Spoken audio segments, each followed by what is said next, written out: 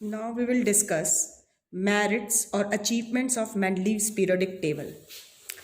First achievement या first merit जो थी मेंडलीव्स पीरियोडिक टेबल की वो क्या थी? It was the first systematic classification which was based on well defined periodic law. ये सबसे पहला सिस्टमैटिक क्लासिफिकेशन था जो एक वेल डिफाइंड पीरियोडिक लॉ पे बेस्ड था। इसके अंदर जो मेंडलीव थे वो सबसे पहले साइंटिस्ट थे जिन्होंने अरेंज किया उस टाइम पर नोन 63 एलिमेंट्स को ग्रुप्स और पीरियड्स में। उनके पीरियोडिक टेबल के अंदर जो प्रॉपर्टीज ऑफ एलिमेंट्स थी were the periodic functions of their atomic masses. उनके पीरियोडिक टेबल में क्या था? जो प्रॉपर्टीज थी, properties of elements were the periodic functions of their atomic masses. Next जो था chemically similar elements they are placed in a group. जो chemically similar elements थे यानी जिन एलिमेंट की प्रॉपर्टीज सिमिलर थी वो एक ग्रुप में प्लेस थे। And by knowing the property of one element we can predict the properties of other. एक एलिमेंट की प्रॉपर्टी, ग्रुप में अगर किसी एक एलिमेंट की प्रॉपर्टी पता है तो दूसरे एलिमेंट की प्रॉपर्टीज को भी प्रिडिक्ट किया जा सकता था। While developing his periodic table, अपने पीरियोडिक टेबल को डेवलप करते वक्त उन्होंने दो चीजें ध्यान रखी थी। First, increasing atomic masses, second, grouping of similar elements together. These two points were kept in his mind while preparing his periodic table. Beside this, to make sure that the elements having similar properties fell in the same vertical column. इसके अलावा कि उनके जो elements थे similar properties वाले वो एक ही vertical column के अंदर आए, he placed a few elements in the wrong order of their atomic masses by keeping the elements with a slightly higher atomic mass first and the elements with a lower atomic mass later। और इस चीज के लिए कि similar properties वाले element एक ही group में आए, उन्होंने एटॉमिक मासेस का रॉन्ग ऑर्डर भी किया जिसके अंतर्गत कुछ slightly heavier higher atomic mass या हैवियर एटॉमिक मास वाले एलिमेंट्स पहले आए और लोअर एटॉमिक मास वाले बाद में आए।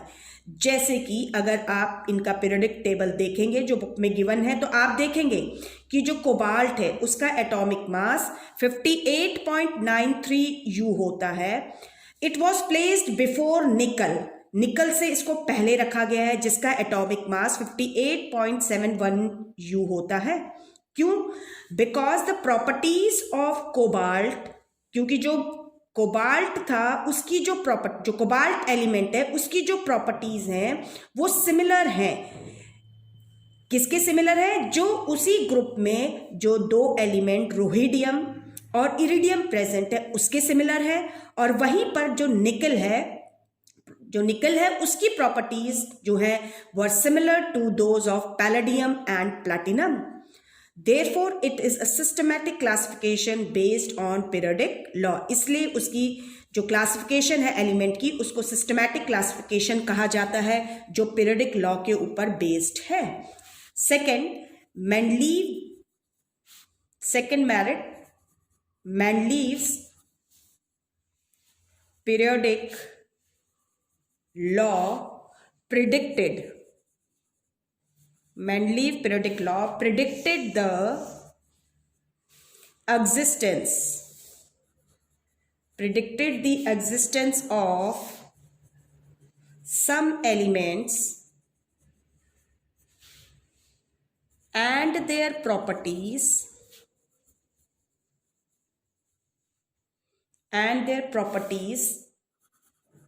that had not been discovered at that time।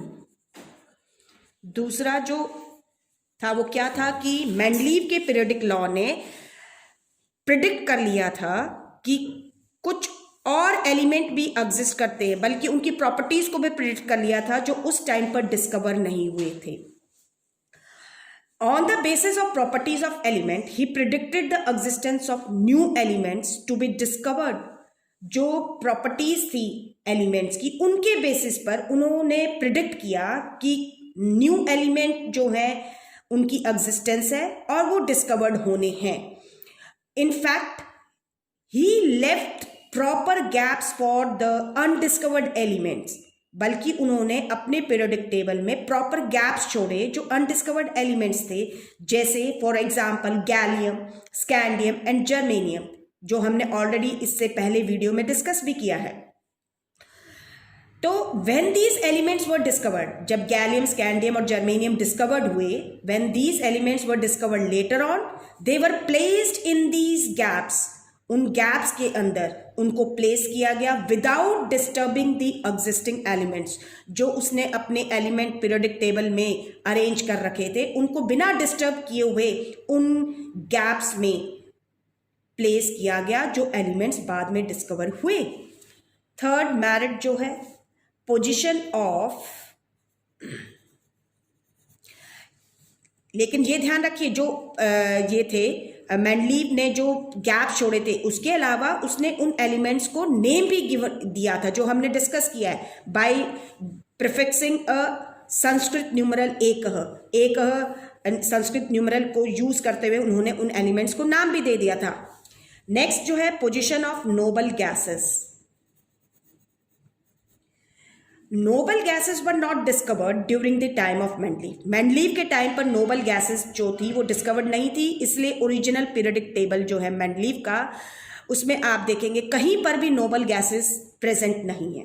But after the discovery of these elements, a new group called zero group was added without disturbing the original arrangement of Mendeleev's periodic table. तो क्या फायदा था, क्या achievement थी कि जब ये gases discovered हुई बाद में नियर अबाउट 1900 के आसपास, तो इनको एलिमेंट्स को एक नए ग्रुप में, जिसको जीरो ग्रुप कहा गया, और उसको प्लेस कर दिया गया उसके पीरियोडिक टेबल में, और जो बाकी के एलिमेंट्स थे उस पीरियोडिक टेबल को डिस्टर्ब नहीं करना पड़ा। जो नोबल गैसेस थी, अब इसमें आपको ध्यान क्या रखना है कि जो नोबल गैसेस थी उनको सेपरेट ग्रुप में इसलिए प्लेस्ड किया because they are chemically unreactive. Chemically unreactive इसलिए थी because their outermost shells are completely filled, उनकी वैलेंसी जीरो होती है। इनफैक्ट ये जो गैसेस थी they were discovered very late, ये इनकी डिस्कवरी ही इतनी लेट इसलिए हुई थी because they are very unreactive और inert gases and they are present in extremely low concentration in the atmosphere. Now इतनी जो मेरिट आपने देखा, मेंडलीव ने जो क्लासिफिकेशन दी, no doubt it was a systematic classification of the elements, but इस systematic classification के होने के बावजूद भी there are some anomalies, some defects और some limitations which are seen in his periodic table, और वी कैन से दैट कि उसमें कुछ कमियां रह गई थी जो मेंडलीव का पीरियोडिक लॉ या मेंडलीव का पीरियोडिक टेबल जो है उनको बता नहीं पाया, डिस्क्राइब नहीं कर पाया। Now we talk about limitations. अब हम बात करेंगे लिमिटेशंस की। जो मेंडलीव का था, सबसे पहली जो लिमिटेशन थी anomalous position, anomalous position of hydrogen.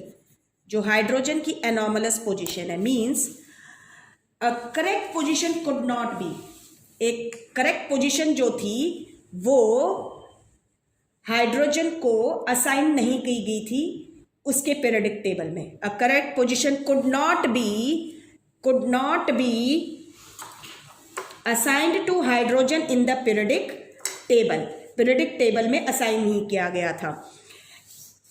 अगर आप देखेंगे कि मेंडलीव के पीरियोडिक टेबल में the hydrogen has been placed in group first में इसको प्लेस किया गया है। क्यों? Because it resembles with alkali metals in some of its properties, क्योंकि कुछ प्रॉपर्टीज में वो एल्कली मेटल्स को रिजेंबल करता है, इसलिए उसको ग्रुप फर्स्ट में रखा गया। लेकिन it also resembles halogens, elements which are present in 7th group of Mendeleev's periodic table. जो मेंडलीव का पीरियोडिक टेबल उसमें जो 7th ग्रुप में एलिमेंट्स प्रेजेंट है जिन्हें हैलोजन्स कहते हैं, उनके साथ भी हाइड्रोजन की जो प्रॉपर्टीज हैं वो रिजेंबल करती हैं। सो द जो पोजीशन दी गई हाइड्रोजन को फर्स्ट ग्रुप में वो जस्टिफाइड नहीं थी, इट वॉज नॉट जस्टिफाइड। अब ये जो प्रॉपर्टीज हैं कैसे रिजेंबल करती हैं, अब देखिए जो हाइड्रोजन है it has one electron only in one shell, इसके पास एक ही इलेक्ट्रॉन है उसके एक ही शेल में, दैट इज के शेल। और अगर हम एल्कली मेटल्स को देखते हैं, एल्कली मेटल जिसमें फर्स्ट ग्रुप में जहां लिथियम, सोडियम, पोटेशियम है, they also have only one electron in their respective outermost shell. जो उनके जो आउटरमोस्ट शेल है उनमें भी क्या प्रेजेंट है, सिर्फ एक ही इलेक्ट्रॉन प्रेजेंट है। इसीलिए बहुत सारी जो प्रॉपर्टीज हैं हाइड्रोजन की वो सिमिलर हैं किनके, those of alkali metals. For example जैसे अगर हम बात करें एल्कली मेटल्स, हाइड्रोजन जो है वो एल्कली मेटल्स के तरह ही क्या करता है, कंबाइन करता है हेलोजेंस के साथ। अगर हम देखें एल्कली मेटल सोडियम है, सोडियम आपका कंबाइन करता है क्लोरीन के साथ, क्लोरीन एक हेलोजन है और क्या बनाता है, NaCl। तो आप देखेंगे हाइड्रोजन जो है it also combines with halogen and form hydrogen chloride. इसी तरीके से एल्कली मेटल्स जो हैं आपके वो रिएक्ट करते हैं या कंबाइन करते हैं ऑक्सीजन के साथ। तो सोडियम है, जैसे सोडियम ऑक्साइड बनाता है Na2O, और तो हाइड्रोजन भी H2O बनाता है, कंबाइन कर रहा है ऑक्सीजन के साथ। आपके एल्कली मेटल्स जो हैं वो आपके रिएक्ट करते हैं सल्फर के साथ और फॉर्म करते हैं सोडियम सल्फाइड है जैसे। तो ऐसे ही हाइड्रोजन भी अगर आप देखेंगे तो जब जैसे आपके एल्कली मेटल्स रिएक्ट कर रहे हैं और उसी तरीके से हाइड्रोजन भी रिएक्ट कर रहा है एंड हैविंग सिमिलर फॉर्मूले सिमिलर हैं। अगर आप देखेंगे NaCl HCl, Na2S H2S, Na2O H2O।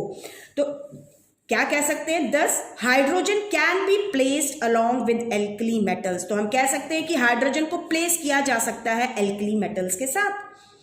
लेकिन अब हम नेक्स्ट दूसरा वे देखते हैं कि हेलोजेंस के साथ। तो हमने अभी क्या देखा कि हाइड्रोजन के आउटरमोस्ट शेल में एक ही शेल है हाइड्रोजन के पास, वही उसका आउटरमोस्ट शेल है के शेल, और उसमें एक इलेक्ट्रॉन प्रेजेंट है। तो जो हाइड्रोजन है it has one electron less than the nearest noble gas helium.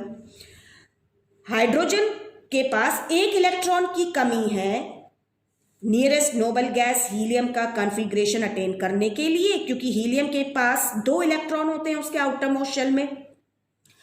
उसी तरीके से हेलोजेंस जो हैं आपके they have 7 electrons in their outermost shells, उनके आउटरमोस्ट शेल में 7 इलेक्ट्रॉन्स हैं and they also have 1 electron less than their respective nearest noble gases। जो उनकी nearest noble gases का configuration attain करने के लिए उनको भी एक इलेक्ट्रॉन चाहिए, 1 electron is less, क्योंकि जो उनके outermost shells हैं उनमें 8 इलेक्ट्रॉन प्रेजेंट होते हैं। तो हेलोजेंस एक इलेक्ट्रॉन लेकर अपना outermost shell कंप्लीट कर सकते हैं।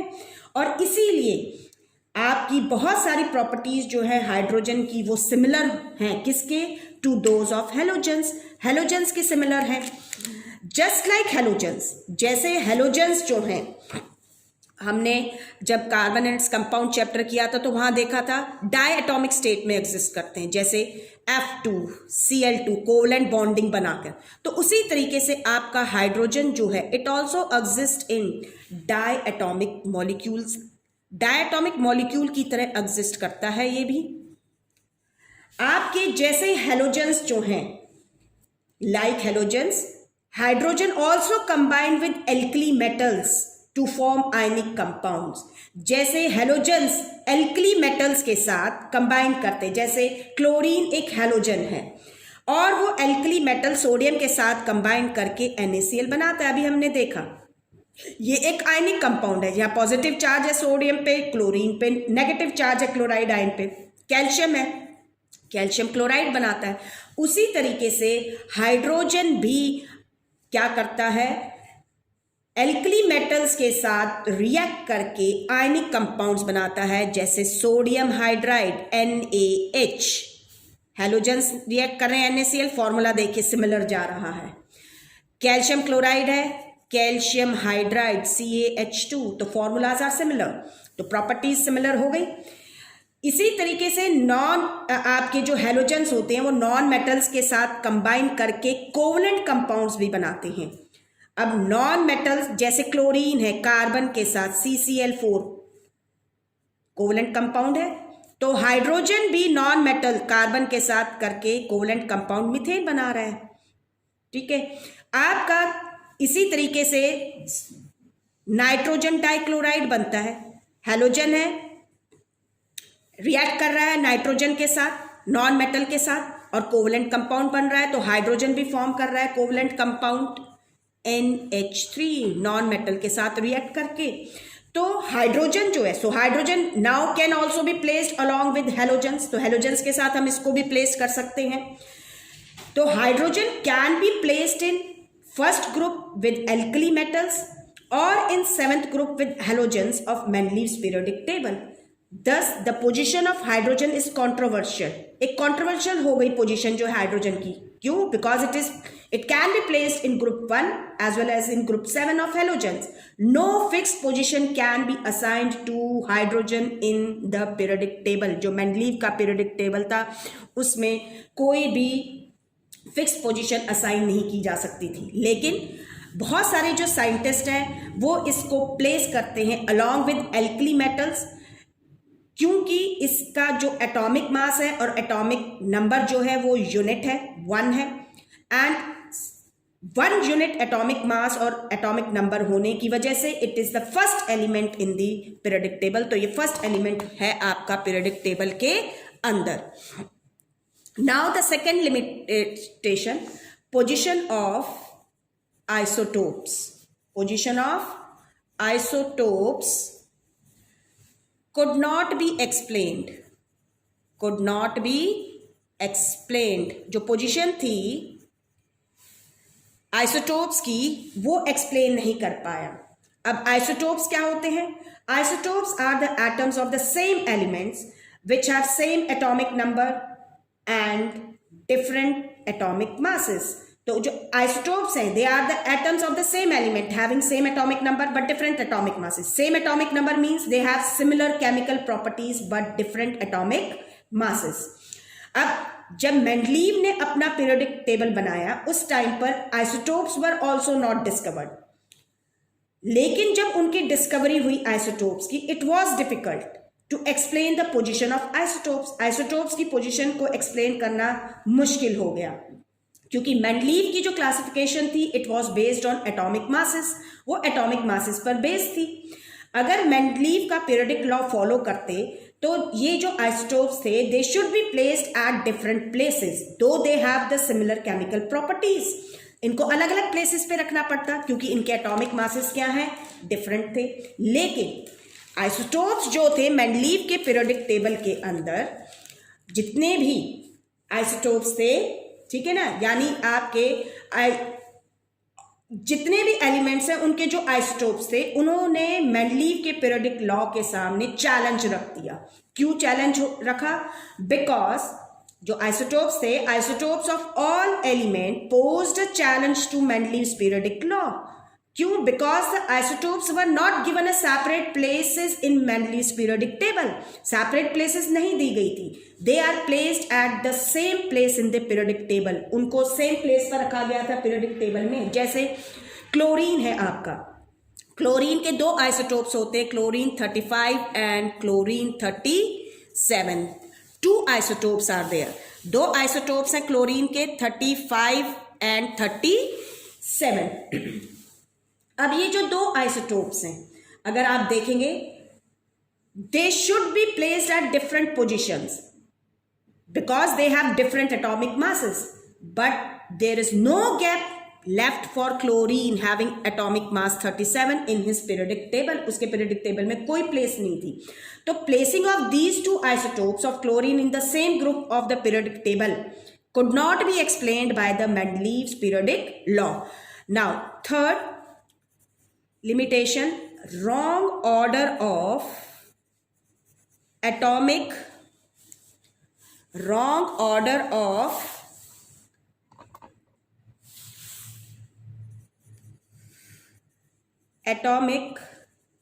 masses of सम एलिमेंट्स, ये अभी हमने डिस्कस भी किया था कि मेंडलीव ने कुछ प्लेसेस पर क्या कर रखा था, उसने एलिमेंट्स को प्लेस्ड किया था रॉन्ग ऑर्डर में। कैसे? अब देखो, मेंडलीव ने जो पीरियोडिक टेबल बनाया था उसमें क्या था, they are elements are present in the increasing order of atomic masses, ठीक है। लेकिन कुछ हैवियर एलिमेंट्स जो थे वो उनको उसने प्लेस किया लाइटर एलिमेंट्स से पहले।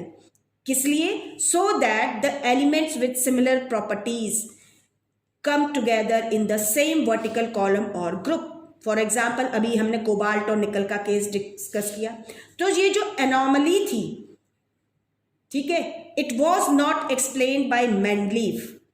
ये कंट्रारी हो गया मेंडलीव पीरियोडिक लॉ के कि increasing order of atomic masses कह रहा है और वहीं पर ऑर्डर को क्या कर दिया उसने, एटॉमिक मासेस के ऑर्डर को चेंज कर दिया, रॉन्ग कर दिया। फोर्थ लिमिटेशन, सिमिलर, जो फोर्थ लिमिटेशन है, similar elements in different groups. Similar elements in different groups. कुछ केसेस में क्या था, मेंडलीव्स के पीरियोडिक टेबल में element with similar properties have been placed in different groups, उनको डिफरेंट ग्रुप्स में प्लेस किया गया। फॉर एग्जाम्पल, जैसे कॉपर जो था, कॉपर जो है इट रिजेंबल्स मरकरी, कॉपर जो है वो मरकरी को रिजेंबल करता है in many of its characteristic, बहुत सारी करेक्टरिस्टिक में। लेकिन आप देखेंगे copper is placed in group 1b, group 1b में, जबकि मरकरी को प्लेस किया हुआ है इन सेकंड बी ग्रुप में।